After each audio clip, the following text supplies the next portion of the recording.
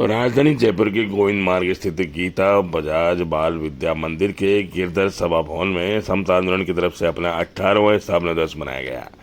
महाराणा प्रताप जयंती के अवसर पर कार्यक्रम की शुरुआत महाराणा प्रताप के चित्र पर पुष्पमाला अर्पित करके की गई। ऑपरेशन सिंदूर की सफलता पर गर्मियों में माहौल में भारत माता की जयकारों के बीच कुमारी ने देशभक्ति गीत पर कलात्मक नृत्य प्रस्तुत किया।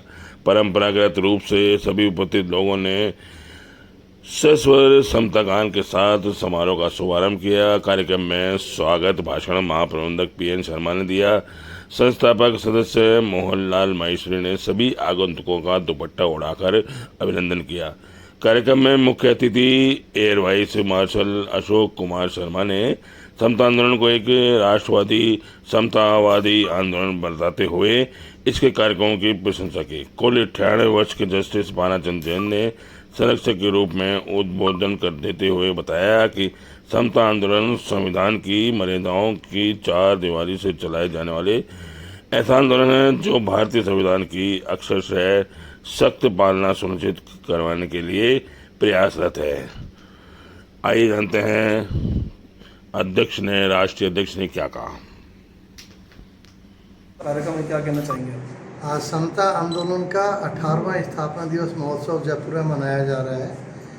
इस आयोजन के दौरान एक तो ये प्रस्ताव पारित किया गया है कि जिस प्रकार हमारे जो सुप्रीम कोर्ट का निर्णय था उसको लागू करते हुए वर्ष 2012 में अखिलेश यादव की सरकार ने उत्तर प्रदेश में पदोन्नति में जातिगत आरक्षण समाप्त कर दिया था, उसी प्रकार राजस्थान सरकार के मुख्यमंत्री भी श्री भजन लाल जी पदोन्नति में जातिगत आरक्षण को राजस्थान में समाप्त करें, अन्यथा आने वाले जो लोकल बॉडीज चुनाव हैं या जो ग्राम पंचायत चुनाव उनमें हम सरकार का विरोध करेंगे और जनता को जागरूक करेंगे कि सरकार जातिगत वैमनस्य बढ़ा रही है और लोक प्रशासन में जातिगत दुर्भावना फैला रही है। दूसरा, हमने जनता को यहाँ पर कार्यकर्ताओं को यह आश्वस्त किया कि जो जातिगत जनगणना हो रही है उससे 50% की जो लिमिट है आरक्षण की, जातिगत आरक्षण वो बढ़ेगी नहीं घटेगी, क्योंकि जातिगत जनगणना से जो प्रामाणिक आंकड़े हमारे पास आएंगे उससे बिल्कुल स्पष्ट रूप से हम कोर्ट में लड़ाई लड़ पाएंगे, क्योंकि 75 सालों के विकास के कारण से पूरी जनता का बहुत ज़्यादा अपलिफ्टमेंट हो चुका है। पिछड़े, वंचित और दलित कमज़ोर लोग 10-15% ही बचे हैं देश में, ज़्यादा है ही नहीं। अनावश्यक जातिगत आरक्षण बढ़ाया नहीं जा सकता और सुप्रीम कोर्ट पहले ही कह चुकी है कि आरक्षण का जो कोटा है वो मिनिमम से मिनिमम होना चाहिए।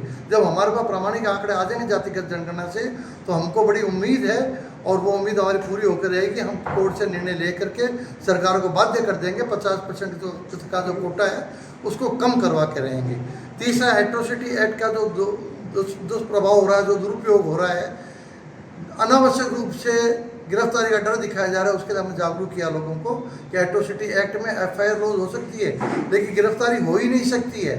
किसी भी ऐसे मुकदमे में जिसमें 7 साल तक की सज़ा है, सज़ा का प्रावधान है, उसमें गिरफ्तारी नहीं होने के लिए, नहीं करने के लिए सुप्रीम कोर्ट के स्पष्ट निर्देश हैं और उसमें सुप्रीम कोर्ट ने प्रश्नावली बना के दी हुई है कि कोई थानेदार यदि करना भी चाहे गिरफ्तारी तो उसको लिखित में दस्तावेज इकट्ठे करके ऊपर के अधिकारियों से लिखित में परमिशन लेकर गिरफ्तारी करनी पड़ेगी। और एट्रोसिटी एक्ट में 7 साल तक के मुकदमे वाले 95% से ज़्यादा केसेज होते हैं, तो कोई गिरफ्तारी नहीं हो सकती, किसी को कोई डरने की जरूरत नहीं है।